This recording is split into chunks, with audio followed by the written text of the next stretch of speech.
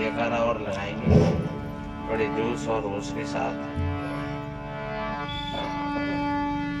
बोलो सदगुरु कबीर साहेब की जय, संत समाज की जय, भक्त समाज की जय हो। धन्यवाद, बहुत अच्छे।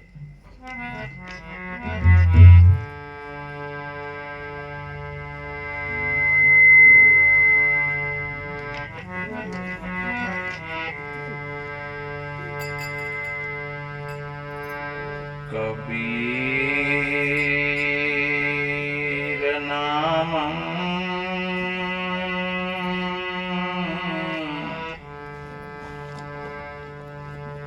परमं पुनीतं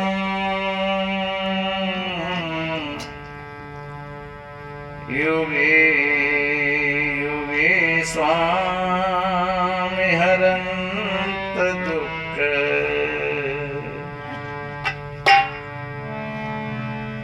दातारं मुक्तं पुरुषं पुराणो चरणारविन्दं सततं नमामि। तिष्ठते ज्ञान रूपेण नररूपं कबीर भवे, वासना जाल सर्वत्रं कृपा दृष्टि विनश्यते। तं कबीरं गुरुं वन्दे ज्ञानेनायधिकं भवे, जडयध्यास महाबन्धं बोध ज्ञान विमुच्यते।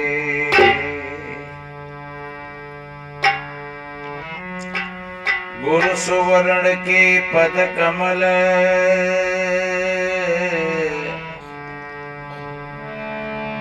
बंदो बारंबार,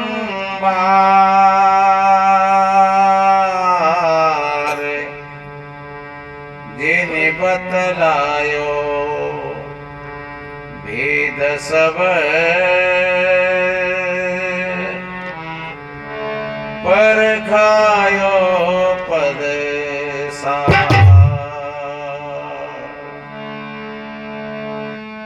बिन सद्गुरु संसार में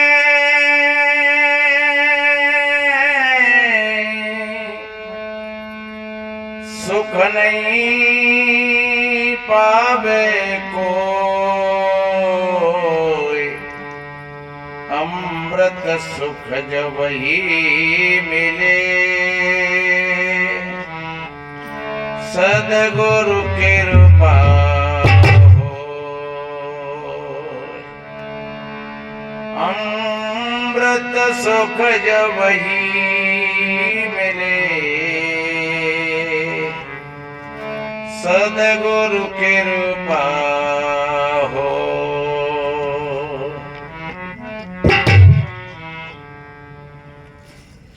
विश्व वंदनीय संत सम्राट सदगुरु कबीर देव,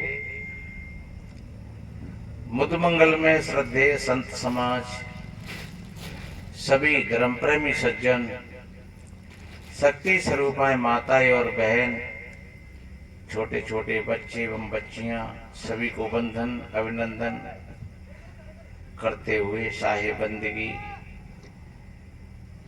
आप बहुत देर से संतों की वाणियों को श्रवण कर रहे हैं। ये हमारे कपिल साहब जी ने अपने पूजनीय श्री गुरुमुख साहिब जी की पावन स्मृति में और ये कार्यक्रम रखा है। उन्हीं से उन्होंने वेश लिया था, तो बहुत बड़ी अच्छी बात है अपने महापुरुषों को याद करना, अपने सदगुरु संतों को किसी भी बहाने से याद करना, किसी का उपकार मनाना। क्योंकि जो ठीक लोग होते हैं, समझदार होते हैं, वफादार होते हैं, वो उपकार मानते हैं। कहीं से कुछ जो मिला है तो वो उसका उपकार मानते हैं। तो ये बहुत बड़ा अच्छा कार्यक्रम रखा और बड़ी अच्छी अच्छी ज्ञान की चर्चा को आप सभी भाई बहनों ने श्रवण किया। संत सदगुरु बताते हैं कि अपने जीवन को अच्छा बनाने के लिए किसी और की जिम्मेदारी नहीं है। तुम अपने जीवन के स्वयं निर्माता हो। चाहे तुम अच्छा बना लो, चाहे गलत बना लो, चाहे तुम अपने आप को नरक में ले जाओ और चाहे स्वर्ग बना लो अपने आसपास, और चाहे स्वर्ग और नरक से आप ऊपर उठ जाओ, अपने निर्माण को प्राप्त कर लो। ये किसी की दुआ और आशीर्वाद का विषय नहीं है। सदगुरु की कृपा की बात रही तो वो भी अगर तुम्हारा हृदय खुला हुआ है, तुम्हारे अंदर में श्रद्धा है, ऐसे जानो जैसे अब सूर्य का प्रकाश है, तो सबके लिए समान है। अब कोई अपने मकान की सारी खिड़की और दरवाजों को बंद करके बैठ जाए और वो सूर्य के प्रकाश से वंचित रह जाए, तो फिर सूर्य क्या दोष है उसमें? भाई सूर्य तो है और उसका प्रकाश फैला हुआ है। सिर्फ हमें काम करना है कि अपने हम द्वार दरवाजों को खोल दें, खिड़कियों को खोल दें, और जब अपनी खिड़कियां खुल गई, अपने गेट खुल गए, तो सीधा सीधा सूर्य का प्रकाश आपके सामने है। खोलना तो तुम्हें पड़ेगा। ऐसा नहीं है कि सूर्य प्रकाश दे रहा है और फिर तुम्हारे किवाड़ हुए खोले आए। किवाड़ तो तुम्हें ही खोलना पड़ेगा, और किवाड़ खुल गया तो फिर सूर्य का प्रकाश स्वयं है ही, उसमें कोई दोहराव नहीं है कि भैया अब सूर्य देवता की खुशामद करो ज्यादा, कि अब धूप दीप जोड़ो या आरती करो सूर्य भगवान की, तब हमें प्रकाश देगो। नहीं, उसके यहाँ तो खुला मामला है पूरा का पूरा। बस परेशानी जब तक थी तब तक तुम्हारे गेट बंद थी, और जब गेट खुल गए तो बस आपके भीतर में प्रकाश आ गया। तो हमारे अंदर में भी ये श्रद्धा का द्वार खुल जाए। श्रद्धावान लंबते ज्ञानम, जो श्रद्धावान होते हैं वही ज्ञान को प्राप्त होते हैं। और जहाँ ज्ञान अगर होता है वहां सारी द्वेषता खत्म हो जाती है, सारे भेदभाव गिर जाते हैं। ये अज्ञान ही तो है, और जहाँ अज्ञान होता है वहां द्वेषता होती है।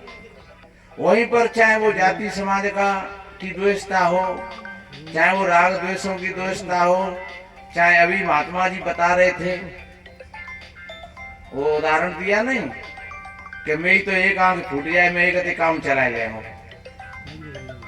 तो भाई भैया की दो फूट गई।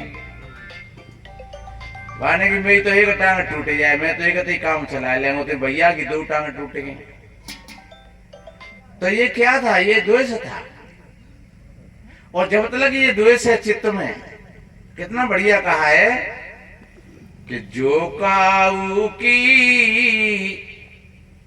सोने बड़ाई, श्वास ले तजिम झूरी आई। जो काऊ पर देखे विपत्ति, सुखी भय मानो भय नृपति। ये हमारे भीतर का अज्ञान है। हमारे पड़ोसी ने बढ़िया मकान बनवा लो, अच्छा खाए पी लो, और हम जल रहे हैं। ये हमारे भीतर की ईर्ष्या है। अगर ये हमने सुना कि भैया फलाने के लड़का के तो 5 लाख रुपया आए, तमाम सोनो चांदी बर्तन, बहुत अच्छी शादी हो रही है, और हम परेशान हो गए भीतर में, श्वास लेत जिमे झूरी आई, तो समझ लो उसको तो पता भी नहीं है और तुम परेशान हो रहे हो। तो परेशान कौन कर रहा है तुमको? वो तुम्हारी ईर्ष्या तुमको परेशान कर रही है। इसलिए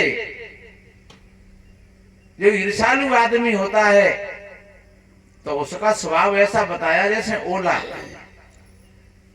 ओला जब गिरता है तो वो किसान की खेती को नष्ट कर देता है और स्वयं भी नष्ट हो जाता है, वो भी नहीं बचता है।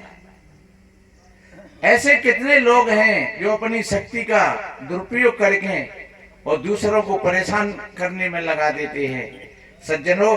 लेकिन दूसरे तो परेशान होते हैं पर वो परेशानी अपने लिए होती है, ये ध्यान रखो। जितना तुम्हारा हृदय बढ़िया होगा, पवित्र होगा। और एक बात बताएं, दुनिया में माया नाम की कोई चीज नहीं है। अगर हमारे हृदय में अज्ञान है तो फिर पूरा संसार के माया में ही है, पूरा का पूरा। फिर पत्नी माया है, बच्चों माया है, पैसों माया है, घर मकान माया है, फिर सब माया ही माया है चारों रंग। सवेरे जगत ही खेम, पति पत्नी में द्वंद्व शुरू हो गया, माया है। भाई भाई में लठियाई शुरू हो गई, माया है। हम लोगों में खींचातानी शुरू हो गई, समझ लो माया है। अन्यथा कितना बढ़िया कहा है ये मानव शरीर के लिए कि ये मानव शरीर अगर समझ में आ जाए तो फिर ये माया का रूप नहीं है, फिर ये साधनों का रूप है। फिर साधन है ये। अब आप इन साधनों का, अगर आपका बिगड़ा हुआ मन है तो आप इन साधनों का दुरुपयोग करोगे, तो दुरुपयोग करे हुए तो परेशान होंगे, और सदुपयोग करोगे तो फिर वो ही भक्ति का रूप बन जाएगा। तुम्हारा अच्छा सदा हुआ मन ही भक्ति का रूप है और तुम्हारा बिगड़ा हुआ मन ही अज्ञान का रूप है।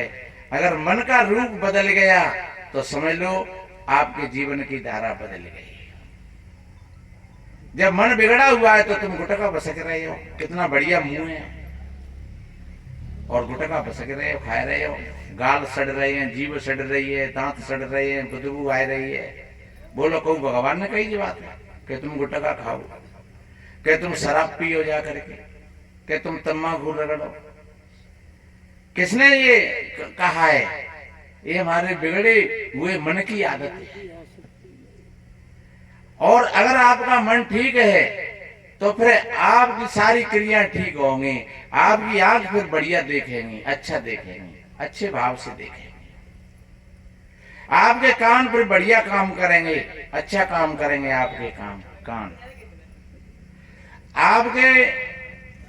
आपका मुख बढ़िया वाणी निकलेगी मुख में से, फिर द्वेषता की बात नहीं निकलेगी, बढ़िया अच्छी वाणी निकलेगी। कबीर साहब जी तो कहते हैं, ऐसी वाणी बोलिए मन का आपा खोए, और न को शीतल करे आपो शीतल हो। वाणी तो अनमोल है, जो कोई जाने बोल, और ये तराजू तोल के जब मुख बाहर। अगर आप बोलते हैं, सोच सोच करके बोलते हैं, तो आपकी वाणी मंत्र बन जाती है। और आप बेहोशी में बोलते हैं तो आपकी वाणी तलवार और तीर से भी ज्यादा घाव पैदा करती है। तलवार और तीर के घाव तो पुड़ जाएंगे 10 दिन में, महीना में, 4 महीना में, लेकिन वाणी के घाव ऐसे है कि उम्र निकल जाए, लेकिन जब जब वक्त आएगा तो वो शब्द याद आ जाएगा तुम्हारे, यार जाने बाजना ऐसे, अरे यार जाने उस दिन ऐसे कहा था। इसलिए शब्द संभाल के बोलिए, शब्द के हाथ ने पांव, एक शब्द औषध करे, एक शब्द करे। अगर आपकी वाणी में तीखापन है और आप बेहोशी में बोल रहे हैं तो आपकी वाणी ही आपके लिए माया का रूप बन गई और काल बन गई। आप वाणी के ही माध्यम से दुख में चले गए। और अगर आपने वाणी का शोधन कर लिया, एक और बात बताएं, जो लोग अग्नि की तपस्या करते हैं, जो लोग जल संयन करते हैं, जो लोग नंगे वारे रहते हैं, जो लोग